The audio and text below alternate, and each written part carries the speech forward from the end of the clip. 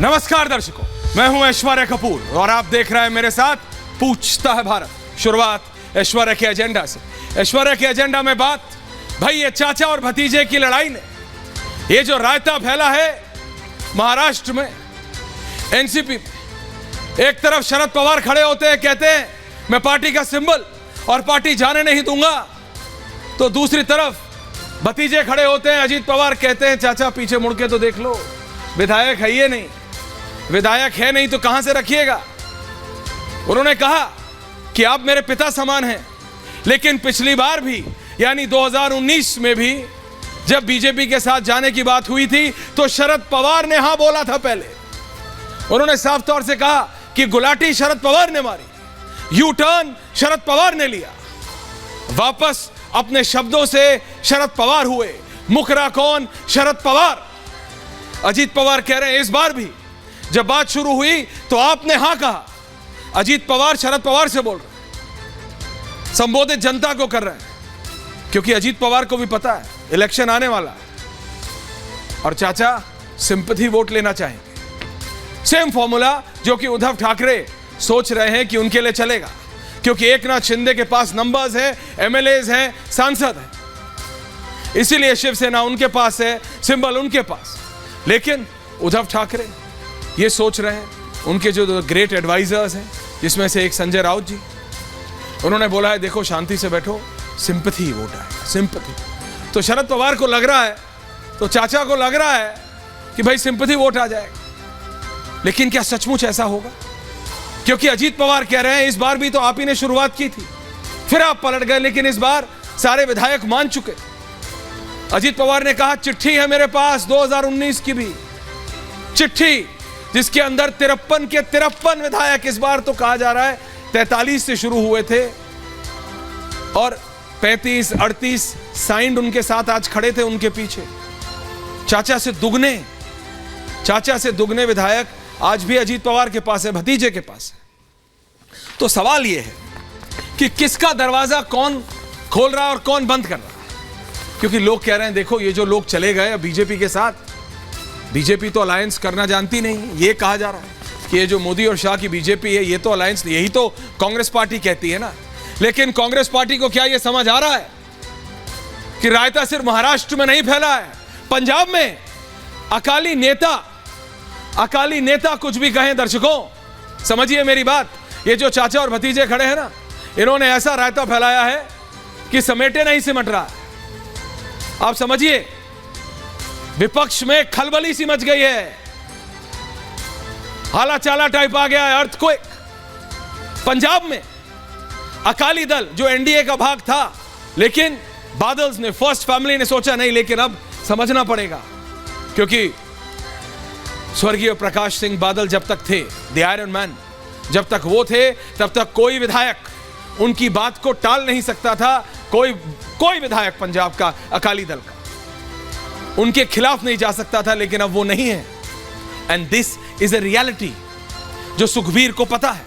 सुखबीर बादल जानते हैं, उनके विधायक कह रहे हैं कि चलो बीजेपी के साथ, अगर अपना राजनीतिक अस्तित्व बचाना है तो चलो, नहीं तो समाप्त हो जाओगे, कगार की ओर चले जाओगे। अगर बादल नहीं मानेंगे, if the first family of Akali Dal अगर ये नहीं मानेंगे तो क्या होगा? वही महाराष्ट्र खेला हो बे। ये दीदी का ये जो स्लैंग है या जो एक जो कोट है, खेला हो बे, इतना पॉपुलर हो गया आजकल, पिक्चरों में यूज होने लगा, खेला हो बे। तो हो रहा है खेला भाई। बिहार में परेशान है आरजेडी के विधायक लगातार कनेक्ट में, लेकिन वहां पे लालू प्रसाद यादव का फुल कंट्रोल है, यहां पे चाचा का कंट्रोल खो गया था। यह बात समझने वाली बात है, चाचा का कंट्रोल खो गया था। और इसीलिए आप देख रहे हैं ये जो एक और व्यक्ति आपको देख रहे हैं, जयंत चौधरी, लेफ्ट से राइट, राइट से लेफ्ट जाते हुए, ऐसे ही नहीं भाई। अखिलेश यादव के साथ उन्हें एक बैठक में होना था, नहीं थे। क्यों? आज वाईएसआर जगन मोहन रेड्डी प्रधानमंत्री मोदी से मिलके निकले, चंद्रबाबू नायडू उतारू हैं कि भाई एक बार गलती हो गई, एनडीए छोड़ दिया था, अब नहीं। उद्धव ठाकरे समझ ही नहीं पा रहे। उद्धव ठाकरे चाहते हैं अरविंद केजरीवाल के आएंगे बीजेपी के साथ। ये क्या हो? ये तो हमें समझना पड़ेगा। दूसरे ग्राफिक की ओर चलते हैं। क्योंकि इसके अंदर हमें यह समझना पड़ेगा कभी नहीं आएंगे अरुण की बार। लेकिन एक पक्ष कहता है जब कांग्रेस के साथ जा सकते हैं, कांग्रेस के साथ जा सकते हैं, जिसके खिलाफ पार्टी बनाई थी, जब उससे अलायंस कर सकते हो तो किसी के साथ भी कर सकते हो, कर सकते हैं ना। मैं आपसे पूछ रहा हूं, बताइए भाई, आम आदमी पार्टी बनी कैसे? कांग्रेस के खिलाफ बनी और कांग्रेस से ही अलायंस कर लिया, तो फिर बात क्या हो?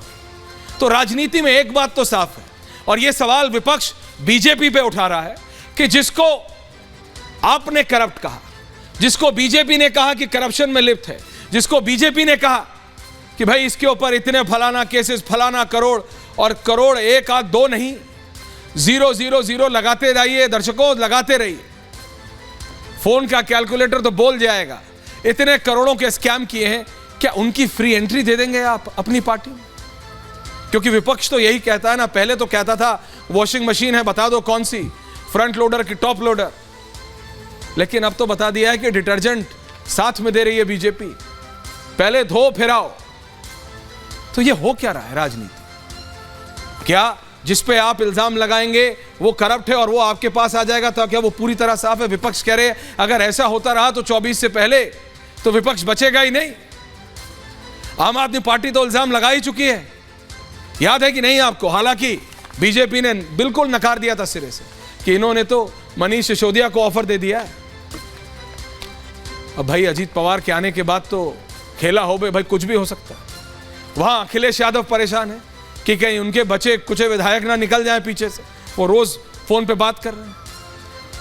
हेमंत सोरेन, एक चीज जो कॉमन है लालू प्रसाद यादव और हेमंत सोरेन के बीच, कि उनके विधायकों के ऊपर पकड़ बहुत स्ट्रांग है, और ये चीज हमने शरद पवार के साथ देखी कि ये कमजोर हो गए थे Sharad Pawar. Yes, age is catching up with him, और इसीलिए आज कहा शरद पवार ने, अरे कि मेरा सिक्का खोटा निकला है, मैं किसको क्या बोलूं। वो जिक्र अजीत पवार का कर रहे थे, लेकिन अजीत पवार ने जो डिटेल्स दी हैं उसके बाद शरद पवार को उन्हें नकारना और ये कह देना कि उन्होंने कभी सोचा भी नहीं था बीजेपी के साथ जाने का,